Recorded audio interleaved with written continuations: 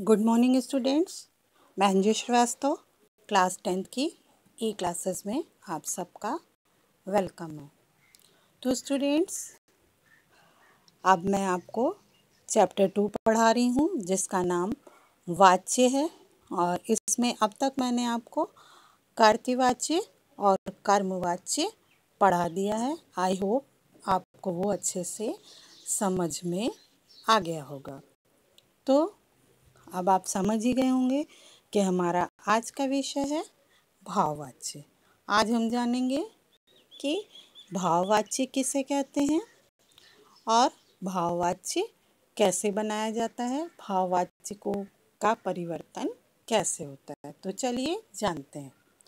इसके पहले आपको मैंने बताया था कि कर्तृवाच्य को एक्टिव वॉइस और कर्मवाच्य को पैसिव वॉइस कहते हैं।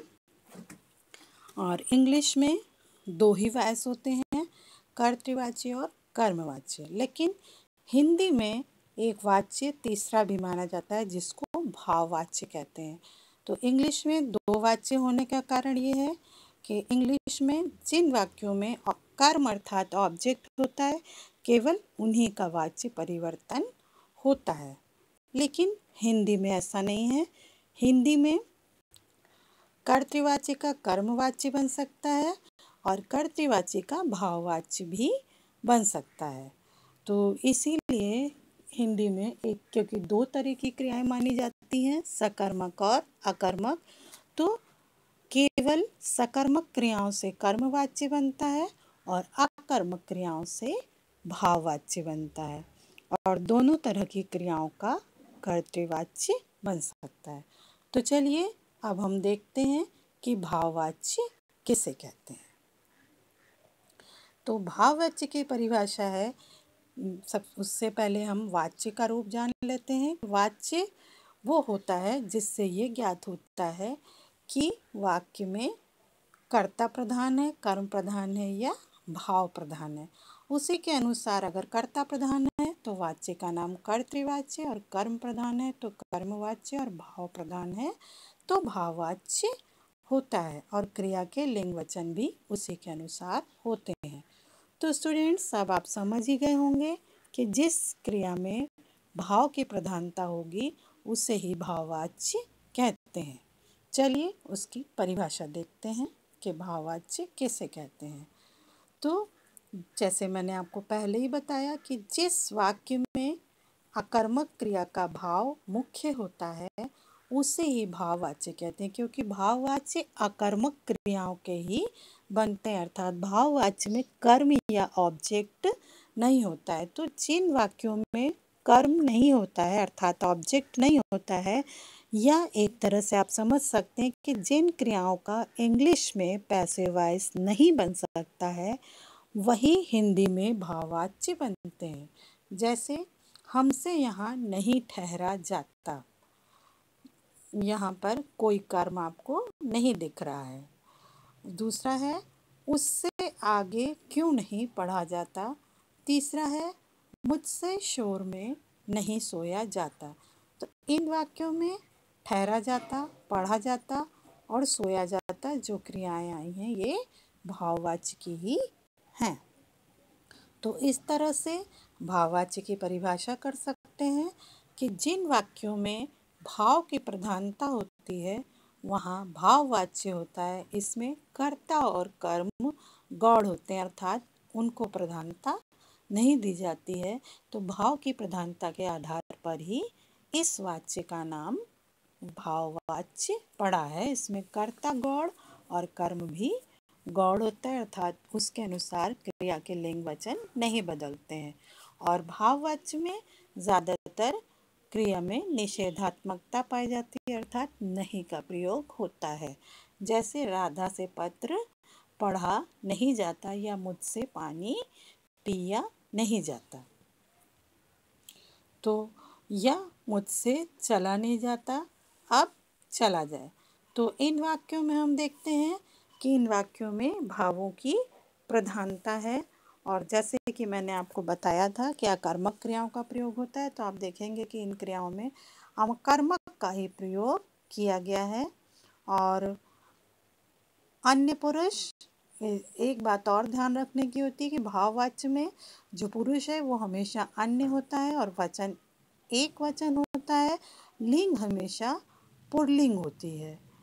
इसलिए भावों की प्रधानता होने के कारण इसमें हमेशा आकर्मक क्रियाओं का होता है, इसलिए हमें ये ध्यान रखना है। और क्रिया सदैव अन्य पुरुष एक वचन और पुल्लिंग होती है और इसका प्रयोग कभी कभी बिना कर्ता के भी किया जाता है। जैसे गर्मी के मारे सोया नहीं जाता, अब चला जाए। तो अब हम आपको बताते हैं, अब भाववाच्य आप अच्छे से समझ गए होंगे कि जिन क्रियाओं में भाव की प्रधानता होती है वाक्य में, और जो क्रिया अकर्मक होती है जिसका कर्मवाच्य नहीं बन सकता, उन्हीं क्रियाओं का भाववाच्य बनता है। तो अब हम कह सकते हैं कि भाववाच्य में ध्यान रखने वाली बातें क्या होती हैं। भाववाच्य में केवल अकर्मक क्रियाओं द्वारा बनाए जाते हैं और भाववाच्य में कर्ता के बाद से द्वारा या के द्वारा कारक चिन्ह जोड़े जाते हैं और जा धातु के क्रिया रूपों को क्रिया के अनुसार काल में जोड़ा जाता है। कुछ उदाहरणों के माध्यम से मैं आपको समझाती हूँ। जैसे मैं नहीं सोता, उसको कर्तृवाच्य है, इसको भाववाच्य में बदलेंगे तो मुझसे सोया नहीं जाता। इसी तरह राजू तेज दौड़ता है तो राजू से तेज दौड़ा जाता। अब इन वाक्यों में आप देखिए कोई कर्म नहीं है। मैं नहीं सोता कोई कर्म नहीं है, केवल कर्ता और क्रिया है। इसी तरह राजू तेज दौड़ता है, इसमें भी कोई कर्म नहीं है, सीधे जो कर्ता है उसकी क्रिया का प्रभाव क्रिया कर्ता पर पड़ता है, इसलिए ये अकर्मक क्रियाएं हैं। मैं बैठ नहीं सकता, भाववाच्य मुझसे बैठा नहीं जाता। भगवान रक्षा करता है, भगवान द्वारा रक्षा की जाती है। कुछ और उदाहरण देखिए। हम इतना कष्ट नहीं सह सकते, हम भाववाच्य में इसका क्या होगा, हमसे इतना कष्ट नहीं सहा जाता। इसी तरह हम रोज नहाते हैं, हमसे रोज नहाया जाता है। मैं बैठ नहीं सकता, मुझसे बैठा नहीं जाता। लड़की आंगन में सो रही थी, लड़की से या लड़की द्वारा आंगन में सोया जा रहा था। फिर अब चलें, भाववाच्य में अब चला जाए। उठो ज़रा घूमे, उठो ज़रा घूमा जाए। मैं इस गर्मी में सो नहीं सकता, मुझसे इस गर्मी में सोया नहीं जा सकता। तो स्टूडेंट्स अब आप देख रहे हैं कि इसमें क्रिया को जो है वो उत्तम पुरुष, अन्य पुरुष, पुल्लिंग और एक वचन की बना दी गई है। चलिए कुछ और उदाहरणों के द्वारा मैं आपको बताती हूँ। देखिए, कर्तृवाच्य राम तेज दौड़ता है, भाववाच्य में होगा राम से तेज दौड़ा जाता है। इसी तरह मैं सर्दियों में नहीं नहाता, मुझसे भाववाच्य होगा मुझसे सर्दियों में नहाया नहीं जाता। फिर आशा नहीं हंसती, आशा से नहीं हंसा जाता। बच्चा खूब सोया, बच्चे से खूब सोया गया।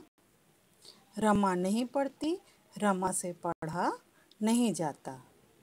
मैं हंसता हूँ, मुझसे हंसा जाता है।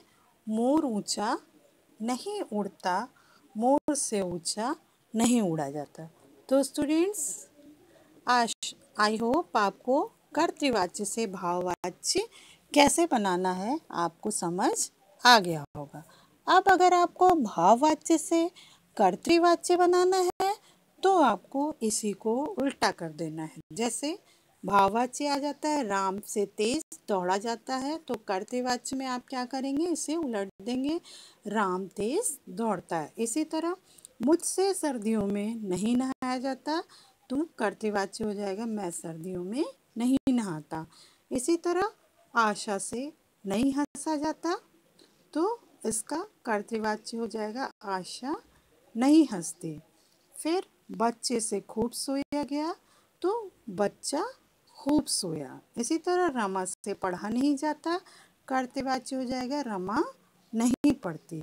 फिर भाववाची मुझसे हंसा जाता है, कर्तव्यवाची हो जाएगा मैं हंसता हूँ। फिर भाववाच्य मोर से उड़ा नहीं जाता, मोर ऊंचा नहीं उड़ता। तो स्टूडेंट्स, अब आप एक बार फिर से ध्यान दीजिए कि भाववाच्य बनाते समय कुछ बातों का प्रमुख ध्यान रखा जाता है। एक बार आप फिर से ध्यान दीजिए कि भाववाच्य में केवल आकर्मक क्रियाओं के ही भाववाच्य बनाए जाते हैं। कर्ता के बाद उसमें से या के द्वारा कारक चिन्ह जोड़ा जाता है और अंत में जा धातु के क्रिया के रूपों को क्रिया के काल के अनुसार जोड़ दिया जाता है। और भाववाच्य में क्रिया हमेशा अन्य पुरुष, एक वचन और पुल्लिंग की होती है और कभी कभी कर्ता के बिना भी भाववाच्य आते हैं। तो ओके स्टूडेंट्स, आई थिंक अब आपको वाच्य अच्छे से समझ में आ गया होगा। अब आज की क्लास फिनिश होती है। अगर आपको कोई प्रॉब्लम हो तो नेक्स्ट क्लास में आप पूछ लीजिएगा। तब तक अपनी फेयर कॉपी में आप प्रैक्टिस शीट और वीडियो में जो कंटेंट है उसे फेयर करिए। आपको लेसन अच्छे से समझ में आ जाएगा। तब तक घर में रहिए, सुरक्षित रहिए। Take care, stay home.